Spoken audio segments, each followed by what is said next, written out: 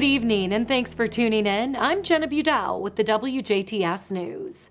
A Jasper man was arrested Sunday night on multiple charges. A Jasper police officer stopped 38-year-old Aaron Schwartz after Schwartz was seen swerving all over the road. Schwartz showed signs of intoxication. After a field sobriety test, he was taken to Memorial Hospital where he was given a chemical test. Schwartz tested positive for benzodiazepines and a BAC of .09. Schwartz was taken to and booked into the Du Bois County Security Center and was charged with OWI with a prior conviction and OWI endangerment. He was cited for false and fictitious plates, left of center, and no valid driver's license. A Jasper man is facing OWI charges after crashing his car. Monday morning, 33-year-old Jordani Salvador was driving south on Mill Street when he ran off the road and struck a utility pole. When Jasper police arrived, Salvador was found slumped over in his vehicle. Salvador was taken to Memorial Hospital for his injuries. Charges are pending for Salvador. He faces charges of operating while intoxicated with a BAC over .15, OWI endangerment, and operating without ever being licensed. COVID-19 cases continue to surge throughout Du Bois County. The Indiana State Department of Health reported 18 newly confirmed cases and no additional deaths on Monday. This brings the countywide total of COVID-19 cases to 5,461, 72 deaths since the pandemic began in March. The county's 7-day rolling average for all positive tests is 18.8%.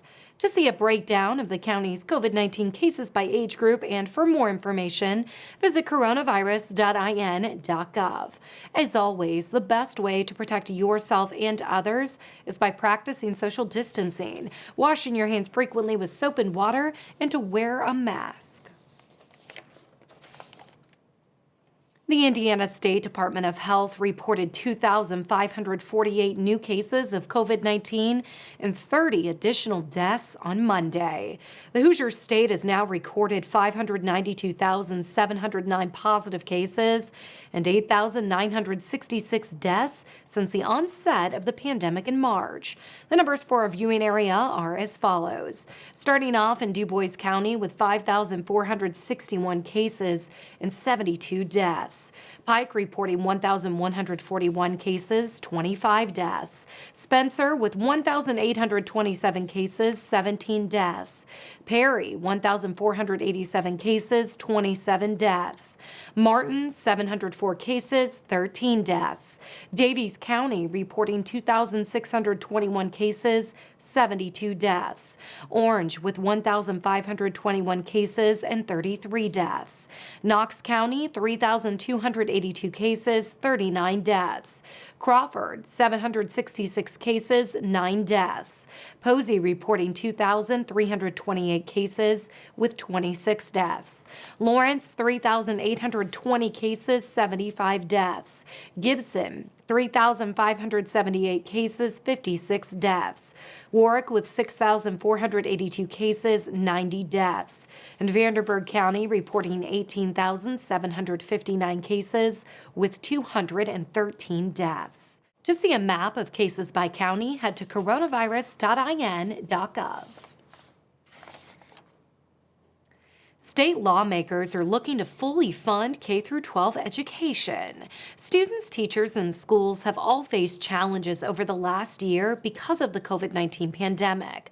Under Indiana's existing school funding laws, virtual schools are funded at 85% of the amount that in-person students are.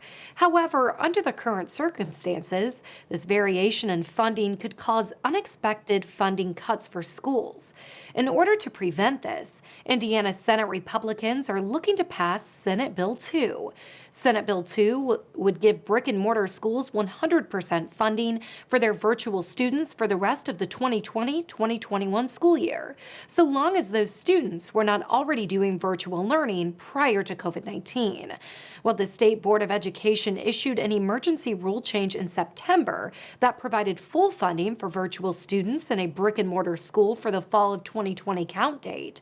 Senate Bill 2 is needed to continue full funding of those virtual students for the remainder of the 2020-2021 school year.